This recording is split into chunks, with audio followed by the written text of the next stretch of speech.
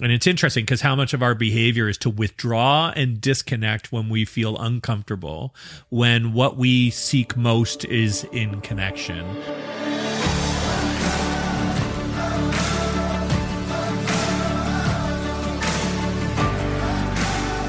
Hi, and welcome to the Living Richly podcast. My name is Rob Dale, and I'm here with my incredibly wonderful friends, Eric Deschamps and Trevor Munven. He wants something. Oh, my radar just went up. Right. That's just to make up for what I said about your last episode. Very demeaning, yes. And what I will say about you next episode. Yes. Welcome, and it's so great to have you on the journey with us. In fact, I'm so grateful that you're here. It just means I'm not alone with these two as we continue our conversations around living the most richest, fullest, best version of ourselves and experiencing what that means in the Living Richly podcast. And we have been talking about the core elements. Four elements. Sorry. Well, you could call them core elements. They are though, core elements, core. but there are four elements. Thanks for, absolutely. The four elements. I will go back and watch a previous episode. We'll put it in the show links where we explain what those four elements are so that I get the wording right, and encourage you to do as well as we give just a little bit of a description of each of the elements and why we are including this idea of the four elements in our talk about living richly. Right. The four elements being water, which represents the mind. We've got fire, which represents the heart. Today, we're going to talk about wind, which represents spirit. And then in the next episode, we'll talk about earth, which represents the body. I was about to use we would talk often about scripts. We talk about, these things. I was about to say of all of the elements, this is probably the one that's most difficult for people to kind of process or digest. That might be more difficult for us. Exactly. That might be more of a script that I'm telling, because for some people, this is an easy entry point is the spirit. But let's talk a little bit about spirituality as we've done with the other, the two that we've discussed already, as we'll be doing with all four of these elements. Maybe just a little bit around what do we mean when we talk about spirituality? What is spirituality? What is it not? And then we can ask the question of why does that matter, and why is it a part of the Living Richly? So two ex-preachers. What is spirituality? What is spirituality? What is spirituality? Well, again, and we if I can just add to the introduction that why we believe the four elements are such a powerful model is that they go back thousands of years. Yeah. And so people throughout history have turned to them as a kind of a foundational piece. And for us, as we were discovering and asking the question about what it meant to live our richest life, this became sort of a model that we used to say, well, I wonder what my mind at its best would look like, my heart at its best, my spirit fully alive, my body at its best, beginning to paint that picture of a preferred future for ourselves that we start moving towards. And today we just happen to be on the wind element, which is spirit and soul. What is spirituality? I think all I can speak to is I think what it is to me, and I think that's all any of us can do. We are very conscious of the fact that this is, again, a topic that can be uncomfortable for some, only because perhaps they haven't explored it much, or they have very, very strong feelings and opinions about what that's meant to be, and in some cases even what it should be for other people. And that's certainly an environment that all three of us can speak to, I think, in one way or another. But I'd love to hear like what you opened up the show. You often, right. I love how you answer your own question. Answer your own question. Damn it! That was a good redirect, Eric. By the way, right? Yeah, well done. Well right. played. Well, it's a great. The host gets to kind of ask the questions and just sit back and just take it in. So how about we just turn the hot seat around? And it is interesting because when we think of the four elements, as I quickly outline them, and then you've given a bit more descriptive around them. Very few people, when we talk about the mind, I think everybody understands and gets. There might be some debate, or when, if you listen to that episode, we talk about the power of the mind to be able to, whether it's to heal or to all of the other things that we talk about. You can debate some of that stuff, but I think everybody generally, mindset. Yeah, mindset's important. We get that, and that's important. Heart, we understand as well. We need to, embrace our emotions or understand our emotions, and relationships are important. I think people can understand that, and certainly when we get into body, you may have different approaches to how you approach nutrition and health and all of that. But I think everybody recognizes, if the option is be a healthy person or be an unhealthy person, it's probably better to be a healthy person. Right. This one is interesting. I think that why spirit can be a loaded one is you kind of alluded to it. It's either a real black and white kind of, it is clear your dogma holds you're right and every other spiritual idea is wrong. Or it's, everybody just needs to get along with whatever.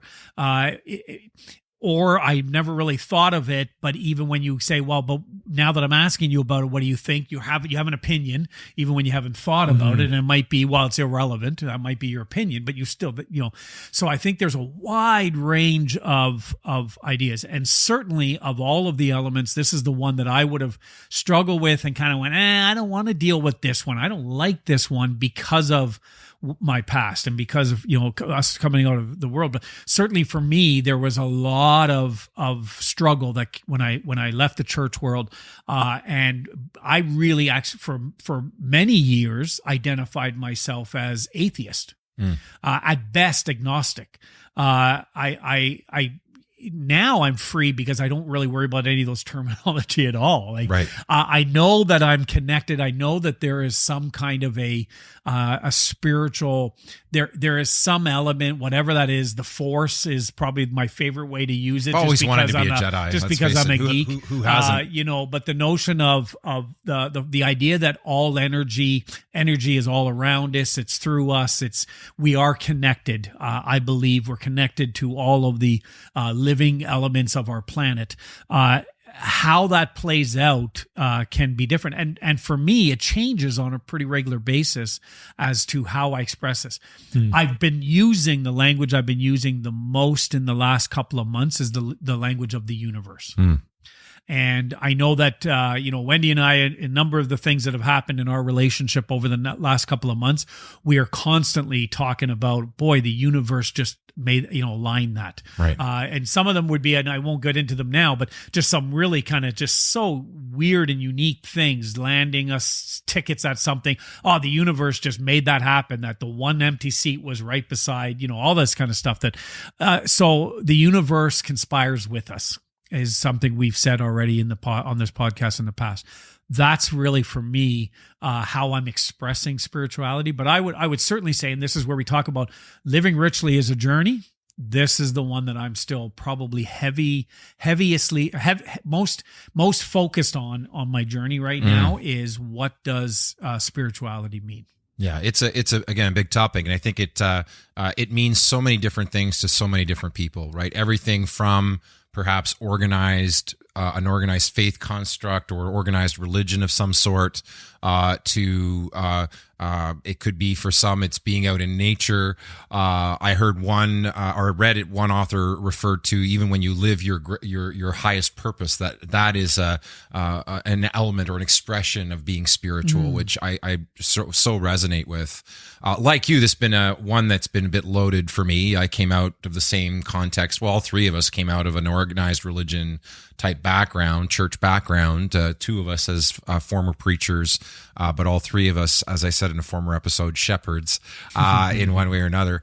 And I remember when I left the church, that's after I, for over 2 years, had been starting to not, in many ways, the construct was falling apart for me. I no longer believed in much of what I was saying.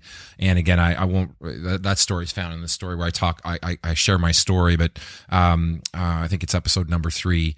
I was standing there not knowing what I could do. I felt very stuck. And I remember the relief I felt during that 2-year period where I was unsure of myself, wasn't really believing what I was saying from the front of the room anymore on so many occasions. the relief I felt when I left, because now I didn't feel like I was living a lie anymore. At least I didn't feel like I needed to project some kind of front that I no longer bought into. And for me, it was just a lot of the fear and the guilt and the shame that was built into at least my interpretation or experience of that world.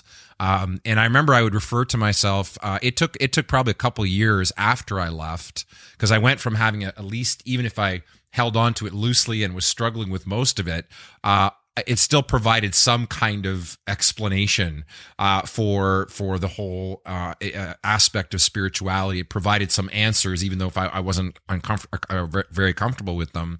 And I remember how uncomfortable it was to be without a construct now, right? So you go from being so sure to now not having anything, and that was that was quite disconcerting for a while. And there was also this notion of guilt. That somehow I had let God down, because leaving that world, it's one thing to leave the business world and go into ministry, for example, as a minister. People celebrate that. But if you leave as a minister to go into the business world, they see you as abandoning your call or abandoning God and the rest of backslidden. And certainly there was a lot of that going on. So there was tremendous guilt associated with anything spiritual. And so for the longest time, when people would ask me where I stand, I'd say, well, I'm a spiritual person, but not religious. That was just me saying, I'm not religious anymore, but I don't know what I am now. Right. So that was my default answer. And I do recall coming to a place in those formative years after I left the church, for new formative years, I would call them, post-church, where I had lived so long needing to have the answers. And I think that's in many ways, and I hope no one takes offense to this, but I think organized religion provides for many a set of answers to really tough questions, and a certainty in a world that can be very, very uncertain. And so I felt very much the guilt that I felt, or the challenge that I felt, was that I hadn't replaced the construct. So I hadn't answered these I had all these questions now, and I was without answers. And I felt guilt about that. I felt fearful about that, uncertain. And I remember the moment, it was certainly a transition, but a period of time where I became comfortable saying, I don't need to answer those questions. Right. That I think, and that was the major shift for me, is that I think spirituality, the part of the beauty of it, the mystery of it, is that it can't be truly defined or nailed down, that it is something greater than what the senses can pick up on. And so becoming comfortable, I remember becoming comfortable with, I'm just on an adventure, and truth can be found pretty much anywhere if you're paying attention, if you're looking. It really can. And it was interesting. And I will say this, you made a comment a second ago about not wanting to offend. I know of a number of people who are incredibly spiritual people who express it through an organized religious. That's fantastic, right? There are absolutely in any, even in the denomination that we came out of, there are some incredibly truly spiritual people who are just absolute lights who still are in that expression. And so I certainly don't want to paint a brush of any group that's like that. It wasn't working for me anymore. It wasn't working for me. Yeah. Trev, you actually were probably, it was in a conversation, you don't even will likely remember Nashville. this. Thank you. Yes, you did remember, where you really, that first kind of broke the first kind of piece, the barrier for me to think differently when it came to spirituality, was that conversation in Nashville. And here we are in Nashville. I know. Thanks, Which conversation? Thanks for fucking it up. Here we are in Nashville. At that point, 6 ex-preachers. Trev, you had served on the board, certainly, doing your stuff as well. 6 or 7. 6. There was 6, I think. Yeah. But there's 7 of us And me, there. 6. 7 of us And a there. farmer. 7 of us. And we ended up starting into a conversation because somebody talked about, God healing them on something. And I almost got angry at that, thinking, don't give me that bullshit anymore. Like, God, and we started and you got talking, and I think really introduced that notion of energy and began to open up the idea that you could be a spiritual person without holding to the fundamental kind of dogma of certainly of my youth. Yeah, spirituality's it's complicated, clearly, right? I think it's probably, if you're watching and if you've been listening to several of these podcasts, you might even pick up on our discomfort stumbling around on this one, right? Yeah. I think it's because it's such. It's I think a challenging subject for the three of us, and I think all three of us are still very much in process on it. But we've committed to share our journey with you, and we believe this is a really important aspect of it. You know, you use that phrase, spiritual but not religious. So it's literally a category, SBNR, right? And in belief categories in the United States, it now accounts for 25% of the population identifies as spiritual but not religious. Yeah. It's up 8 points in the last 5 years, and it's the single fastest growing belief category. Wow. So it's interesting. It tells us, okay, there are some people who are moving away from conventional views of religion, but are still looking. They're seeking, still searching, still seeking. So the question is, seeking what? And I think spirituality is our search for connection with the all, with the universe, with that larger something piece. Bigger than ourselves, right? And we used the language earlier about the universe conspiring with us. You use the word conspire, and it tells you it has intent, right? So that there is some kind of intelligence or design behind all of this, right? Playing out, and it's fascinating because you take every religion, philosophy, and quantum mechanics, and it tells you everything is connected. Everything's connected. Yeah. When we're not connected, we're literally out of alignment with the universe. Right. Right. No matter what lens you want to look at it, we're out of alignment. We're missing a piece here. And this is where, and it's interesting because how much of our behavior is to withdraw and disconnect when we feel uncomfortable, right, when what we seek most is in connection, both I think relationally with other people, but then also in the spiritual as well. We talk about, we're talking about the elements. The part of the reason I find the elements so compelling, and you've talked about how others respond to it as well, is because humanity has been doing it since day one. Right. Right. And it was interesting because, you use the phrase to say throughout history. It's like, and the weird thing of history is only the last 10,000 years. And then they have prehistory, which makes no sense to me. I'm pretty sure it's all history, but I think they're distinguishing between written history and unwritten history, which is something like 200,000 years. And throughout that entire time, people have been using the elements to find ways to connect with the all, with the universe, the creator, their whatever. And we have seen so many different versions of religions and models and approaches pop up in the course of it. So today there's about 3,000 on the planet, give or take, in terms of defined religions or categories of beliefs, I guess. SBNR would be one of them. And what's interesting is the notion of exclusionary beliefs are relatively recent in that longer 200,000 year period. For eons, people were comfortable saying, yeah, there's lots. That one's not mine, but these are mine, and I'm okay with it. And then over time, it's become a little bit like there is only one way, and it's this way or that way. And so that's historically a relatively recent phenomena around it. But I think there's a piece where we've been looking for that sense of connection always. And that's a clue, right? To say that this has been happening throughout time, that we've always been seeking, tells us there is something, I think, within us that is trying to get back to source.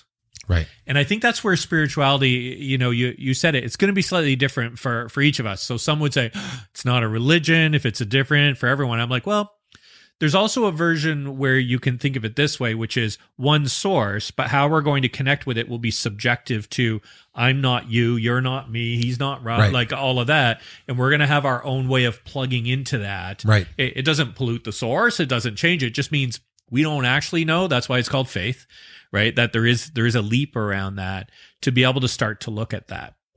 When we talk about things like the conversation in Nashville around healing, for example. The nature of the universe is matter and energy. Right. And depending on It's how all fast connected. it's moving, Yeah. it's one or the other, right? So it can be both. And everything flows with that, right? Every bit of light, everything from the table to this microphone to our clothes, like these are atoms that are in motion and close proximity to one another, all moving always. So there's energy everywhere. Of course, all healing is some kind of energy. Right. All pain is basically energy that's been blocked, and so it's creating discomfort around it. We can get more and more nuanced and more descriptive in terms of what's playing out there. But I think there is an inherent piece in each of us that is looking for a connection to source, to that sense of all. And I think if we try to deny that, we're going to run into trouble in the same way that if you try and deny any of those senses or any of those elements, you're going to run into issues. It's not going to work. It's about saying, how do I listen here more? How do I connect here more? How do I discover more? The notion of acknowledging that there is more to be known, to be putting ourselves in context, to look at the sky at night, or a sunset or the water, and to be dwarfed by the magnitude of what's around us, and to feel both absolutely insignificant in one moment and absolutely essential in the next. Right. The paradox that goes with that is a spiritual moment, right? Right. And I think these kinds of things are critical for us finding our feet in this universe as a soul or a spirit packed in meat, right? And say there's always that: are we spiritual beings on a human journey, or are human beings on a spiritual journey? And I think the answer is yes. Yeah. Right. And we need to tend to both. Right. And so this is where we'll see sometimes people say, no, we must deny the body and the physical and all of that. Like, no, I think we need to honor all of it. And we need to recognize, how do we bring these pieces into alignment? We talked in certainly last number of episodes about the notion of how these four elements are connected. And while you may lean in on one or two of them, eventually you're going to have to look at all four of them to really get that full sense of living richly. I know that's the case for me. Is the more I leaned into the mind, things like the conversation in Nashville about when somebody says, well, God healed. The studies show that people of faith tend to that the idea that people are healed or that people get better quicker, if you have faith, that's more likely to happen. We know this with people who battle cancer, is attitude, mindset makes a huge difference, right? So whether that's tied into spirituality or not, but whether it's a outside external deity helping cause that for some or not, we do know that energy that is produced through faith causes those things to happen. That it's difficult to argue against the science of it. Well, I think there's it's quoted. Jesus is quoted as saying, "You can't see wind, but you can see its effects. You can see where it goes." And I think, again, regardless of what one believes spiritually about that, the notion of spirit is that you can often. It's hard to explain its origin. It's hard to define its direction, where it's coming from, but you can see its effects. I know, for one, I've had too many experiences throughout my life to be able to believe that this is all there is, what I can see with my eyes, hear with my ears, feel with my hands. I still remember 10 years old. I grew up, I was actually a very sick kid, a very active kid, a borderline hyperactive kid. I know you'll find that hard to believe. At the age of 2 years old, I was back in the hospital. I was born with bronchitis. I had real lung issues. At the age of 2 years old, I was back in the hospital for a period of about 2 or 3 months in an incubator because I was struggling to breathe. I remember a picture of my dad, who's now passed, but of me as a kid, and he's holding me over his shoulder. And my dad, who never really showed tons of emotion other than joy when he was happy, but I think I only saw him cry twice, and one is in that picture. And I remember asking my mom, like, why is dad so sad in this picture? She goes, well, he's holding you. I said, well, why is he so sad? Because at that time, they actually thought, because I was such in bad shape, the doctors actually were fearful that I had leukemia. And so my parents were living in this period where they believed that I might have leukemia as just an infant. Well, it turned out not to be leukemia, thank God, but grew up with severe asthma, severe bronchitis, the slightest change in temperature back then, even walking out of this room into the outside where it's cold could trigger an attack where my lips would turn blue, would struggle to breathe, often have to be rushed to the hospital. I lived on those ventilators to the point where actually they found out years later these things are actually toxic. And here I was taking breathing from a ventilator, or the puffers, the Ventolin puffers. I might be doing that 10, 15 times a day because I was an active kid, didn't want to be slowed down, and so I was taking these constantly, and that was my experience. And I remember going to a church service back then, and they had a speaker there, and I was only 10 years old. I was still young, and I was religious because I was towing the party line. My family was religious, so I was there because they were making me be there. And I remember not really paying attention to what was going on. I'm a 10-year-old kid. I don't want to be at church, right? And yet the guy at the front calls out, somebody here just got healed of asthma. And I jumped out of my chair. I wasn't feeling asthmatic at the time. I wasn't having an attack, but he says that. I jump out of my chair. I went to the front. And he said, well, what are you here for? I said, I think I'm the kid. I'm a person with asthma. And he prayed for me. That was it. Do you know that I never had another asthma attack from that point forward? I never needed the Ventolin from that point forward. Some people would say, well, Eric, you just grew out of it. I said, no, you don't understand. You don't grow out of it instantly, where one day you're needing it and can't survive without the medication, and you're risking being brought to the hospital on a regular basis because you can't breathe, to all of a sudden being fine and never struggling with it again. And that's just one of many experiences that I've had that convinced me from an early age there is more to this thing than what we can see and explain. Now, I would grow up in a construct that then would give me language for that and give me definition for that.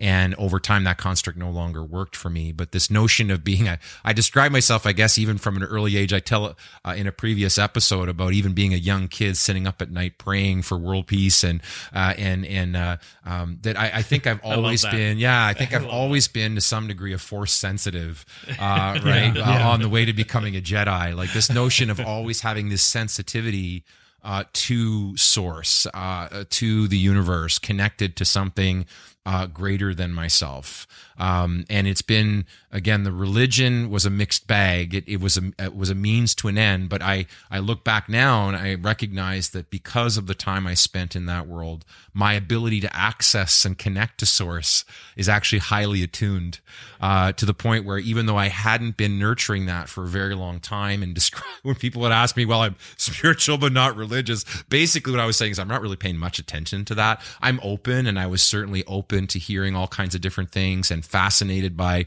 truth wherever I could find it. But was I being deliberate about nurturing that element? There's no way.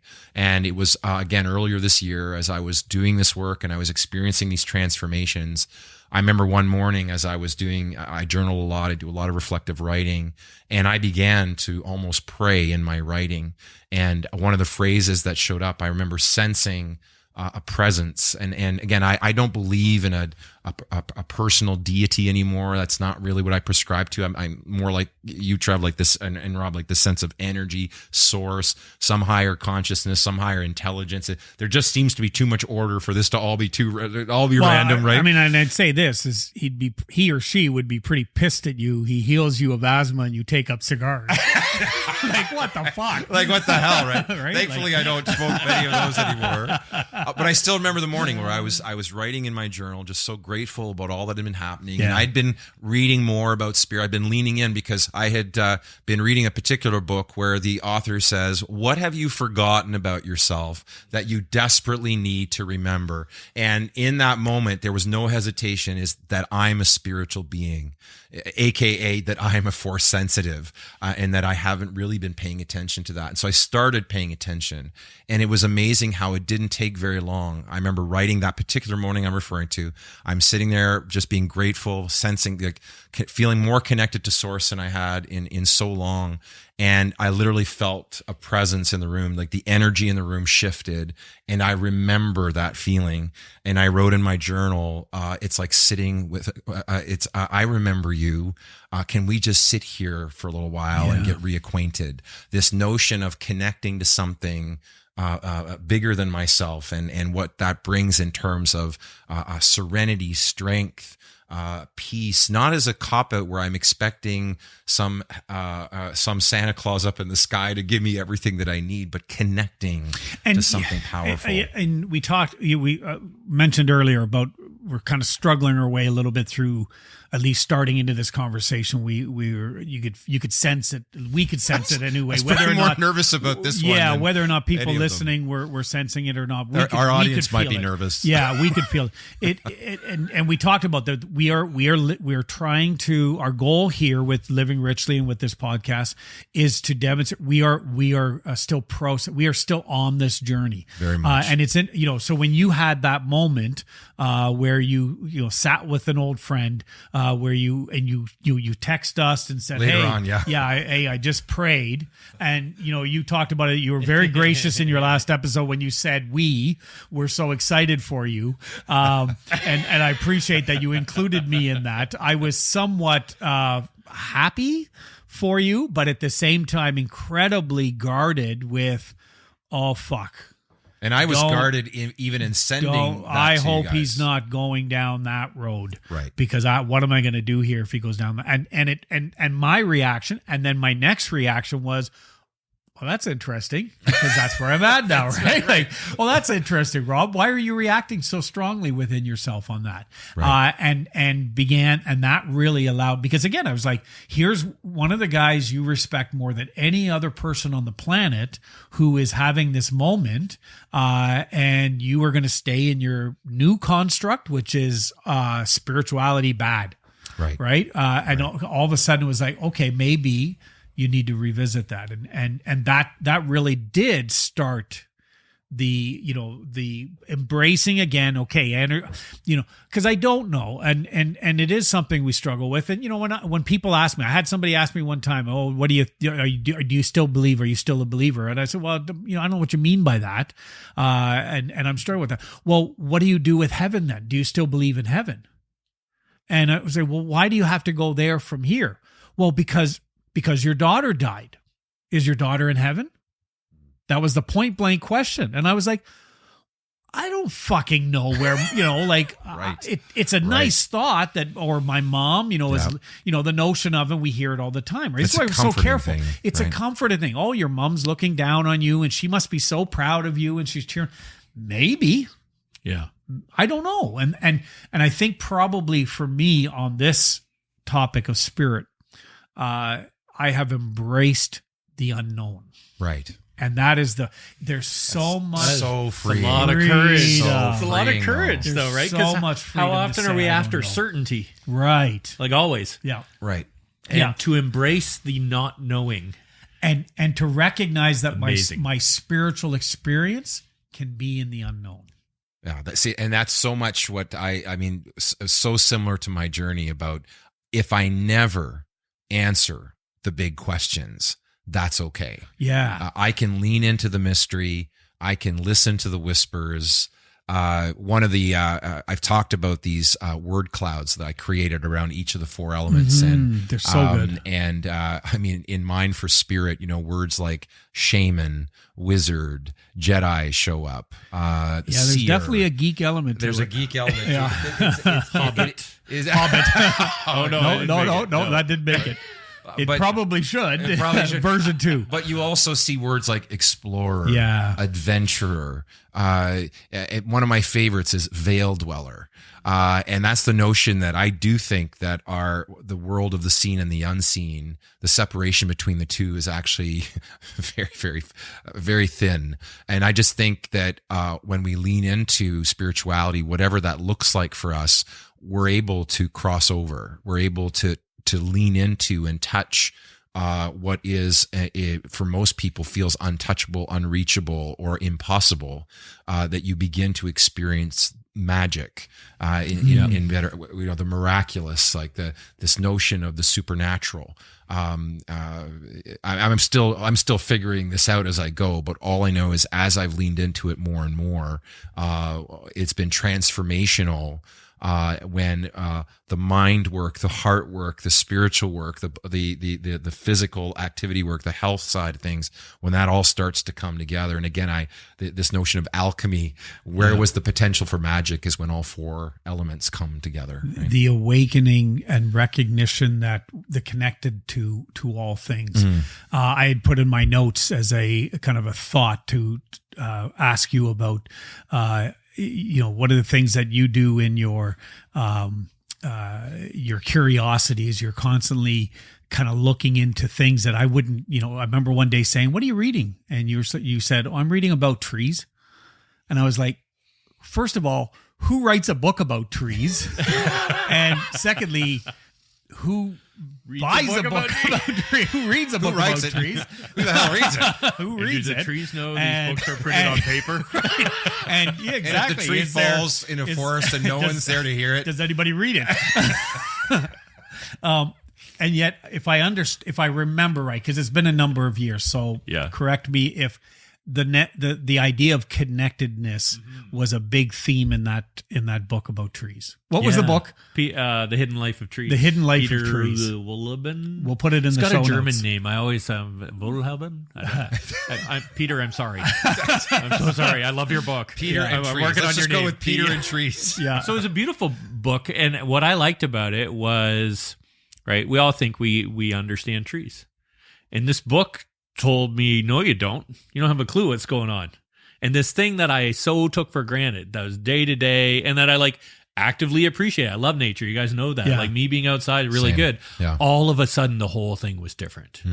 Right. And what I looked at was transformed because he gave me a different way to look at it. Right. And this guy was like a kind of a forest ranger, or cared for a forest in Germany, had done a lot of research. His big focus was also on how trees are communicating, this hidden life of trees, and actually about how fungus was so important as well, and kind of all the connective stuff. But what trees do to take care of each other, to protect one another, to help one another. Right. It's not all just like the big ones grow and the small ones suffer. It's no, way more complicated than that.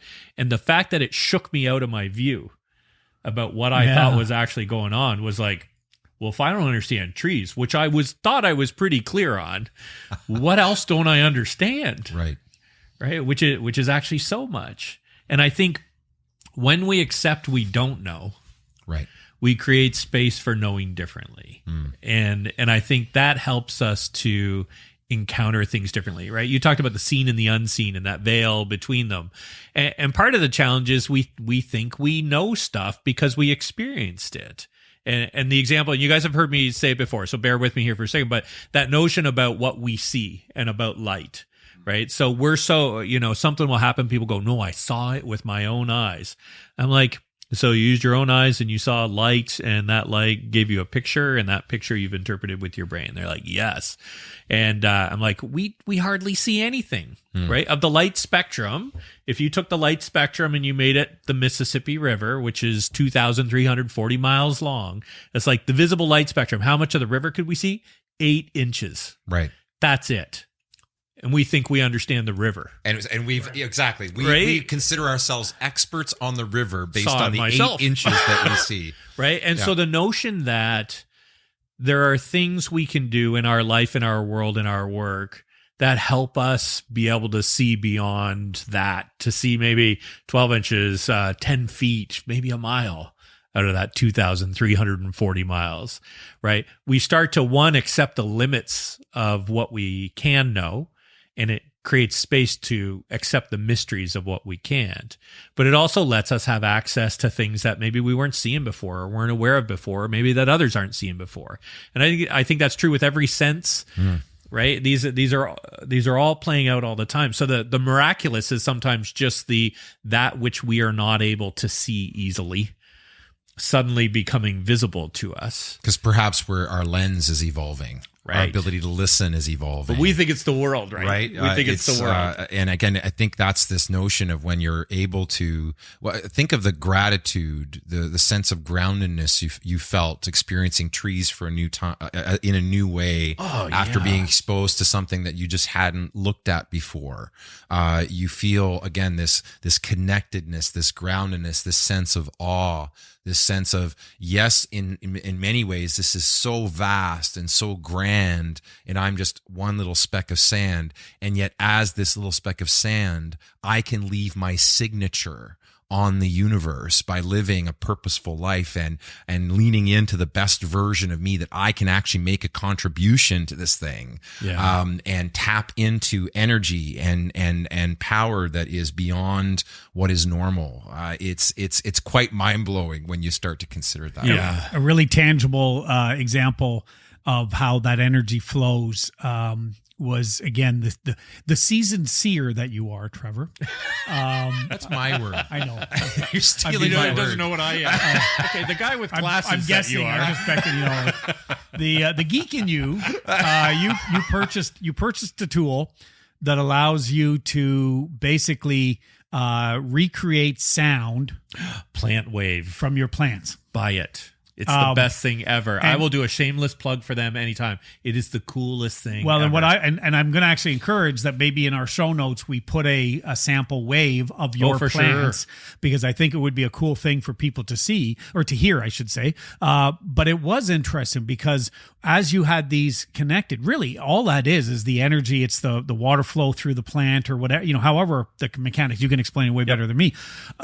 Somebody goes over and touches that plant or whatever, right. and the sound changes, the energy changes within that life, right. And you can explain obviously a lot better, but it's an interesting idea around this notion of energy. It's so cool, right? So electricity, energy moves through everything always. You, me, right? You have neural pathways and synapses are firing. What do you think that is? It's electricity. Like, we know that. Right? The Matrix was built on that. Right. Humans as batteries, right? Like the whole concept was based on a physical reality that we have different kinds of energy, frankly, flowing through us. And if you interrupt that, you're going to run into problems. Plants, same thing. All living things, same. Actually, I would argue all things. Right. Have energy flowing through them, which is interesting because then we kind of go, what's alive, what's not? Another episode, maybe. So with Plant Wave, I know, right? Wow. With Plant Wave, super cool. So these two electrodes, you attach it to the leaf of a plant, and it connects through a little box, and then that talks to your phone, and you can choose basically some filters, and it'll start to play music as the software interprets the electrical impulses and transforms them into sounds and music, and all different variations. But to your point, Rob, if you go up and you mess with the plant, like if you squeeze the leaf or you were to tear it, all the sound will change because you just interrupted the flow of energy in that plant. Right. Plants that grow real fast sound real different than plants that grow real slow. Right, because the energy flowing through them at the same time is so different. And it's absolutely fascinating to realize what's going on around us all the time with this. What I like about this is there's another facet to all of this, which is also connection to the sacred or the divine. Right. It's recognizing that there is something sacred, I think, to it. It's not just I want to plug in. There is something else, and this is where language starts to fall apart for me a bit, around we feel that presence, we feel changed, we feel we're in somewhere or something holy, something very often that feels pure.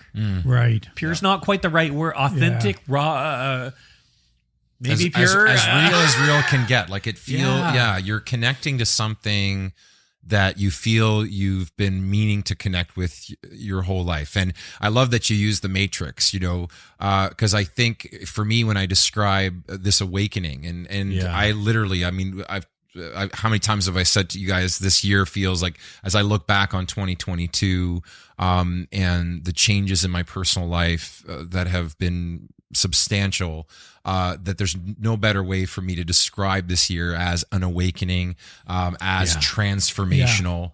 And it really, it was expressed. I just looked it up, a journal entry from July 20th. So it was just this summer. And I wrote, digitally comatose and distorted, tuned out from what matters most, asleep at the wheel of my own life, distant and distracted, disconnected from source. I had lost my way, my true self. Fully alive, deeply aware, completely awake, abundantly present, totally engaged. I have found my way home. And I don't think there's a better way. You say language is hard for this kind of stuff. And I think, again, whatever that means for people, whether it's when I walk in nature, I feel connected in a way that when I meditate, when I journal, when I go to church, I remember the one thing about church life that I miss is actually the singing. Because I used to lead the singing, and back then I had a decent voice. I don't know what it'd be like. Have a great voice. Now it's an extraordinary voice. Right, it's a little out of practice, but I remember that form, that expression of, in that world called worship, I would just get lost. I would connect spiritually. So for someone, it might be getting lost on their guitar or getting lost in music. I think, to your point, we're connecting to the same thing. We just define it differently.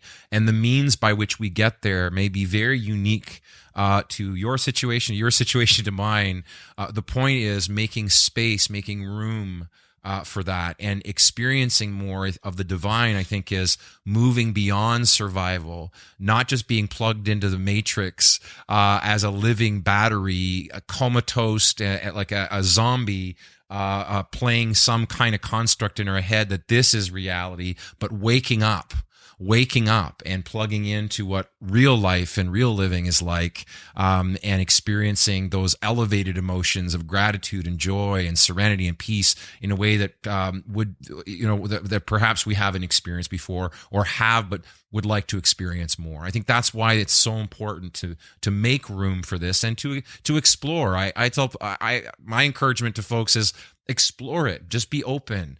You don't have to follow somebody else's methodology. There are some practices that throughout history have proved. For example, meditation, I think, is one that is a sort of a time-tested, proven way to get beyond yourself and tap into something else.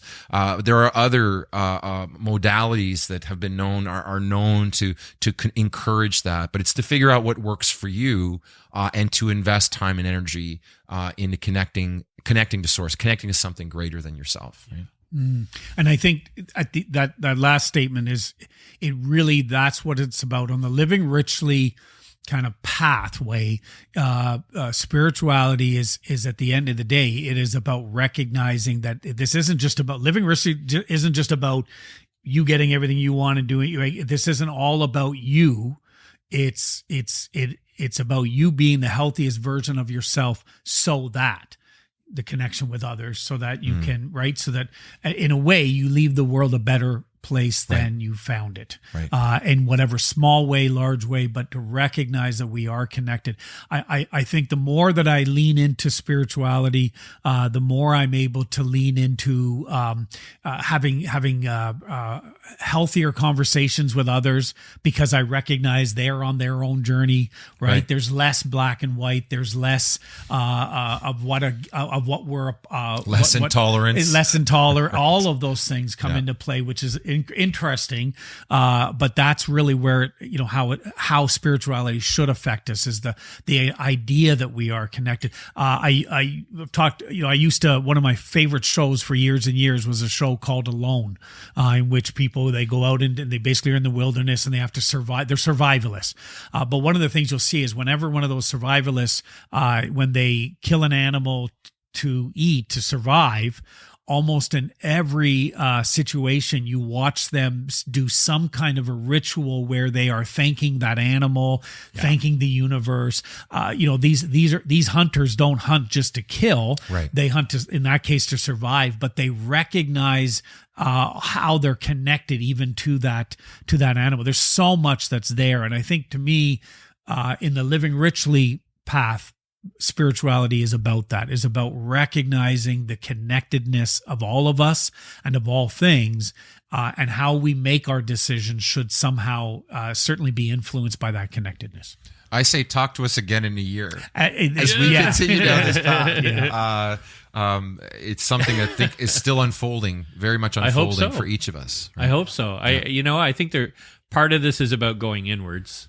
It is about silence and quiet and reflection and intention. Can be meditation, it can be prayer, but I think there's a going inward part, and I think there's a going outward part, right? Which is reminding yourself of the context of, that we're living in, the massive, the staggering scale of the universe, is no accident. And yet here we are with our feelings and our thoughts and our beliefs, trying to navigate our way through. For me, the single most sacred moment, if I can call it that, was a lot of years ago now. It'd be 20 years ago, I think. Carrie and I were backpacking in South America. We knew we were about to we wanted to try and have kids, so we went on our last big kind of adventure trip for a little bit. So we hiked the Andes, and we were way down south in Bolivia. We were at about 5,000 meters altitude. It was the dead of night. I had to pee. It's my most spiritual moment. So I went outside. Went to the washroom, came out, looked up, and not a cloud in the sky. I didn't recognize a single star because it's in the southern hemisphere, and they were bright and alive at that altitude like nothing I had ever seen. And I remember standing there. It was so cold, standing there just staring, and tears just poured down my face.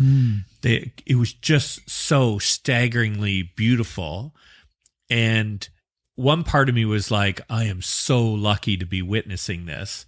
And the other part of me was like, I am so insignificant in all of this. And it all lived together just right. Right. And it was such a moving moment. And I stumbled across it. Now I try and create those moments. Right. Part of this move to the country for us is one of the things I loved, and I didn't realize I was going to love so much, was the stars. Never once did that come up as a topic. But to step out at night and see all of these stars, just for me, is just so nourishing again, and helps remind me of that connection. Yeah, so good. That is so good. Listen, we are coming up on an hour, and so I think we probably should wrap up this episode right now. Thank God. Thank God this episode is over. Thank the universe. Thank the These universe. These guys are going to wind it down. I would encourage all of you to do is to subscribe. And by subscribing, you can take the journey with us. And I'm sure we'll be revisiting this topic way down in the future. We'll be visiting, because it's such an important element of the journey. And one of the ways that you can stay in the conversation with us is by subscribing to the channel. So I want to encourage you to do that. Go to the website, livingrichlly.me/act. Because this is about action. It's about living actively. It's about bringing these things to life. We'll put a few of the things that we've mentioned here on there. We'll put Plant Wave there. I love them. Did I mention I love them? The Hidden Life of Trees, I'll put that there. Peter, whatever your last name is, I love your book and your follow-on ones as well. It's just so good as a reminder. We're going to continue to add resources there that are there for you to use to find your way to where you need to go. And share this out. If you're enjoying these conversations, if you're benefiting from them, enjoying the journey, share it out with someone who might benefit. Again, we've been talking about this over and over again. You can take this journey alone. We've invited you to take it with us. Find a few others that you're connected with who might be on the journey with you. Thank you for taking the journey and being a part of this and listening to us go through these conversations each and every week, and really do appreciate so much all of you, and we will see you next time.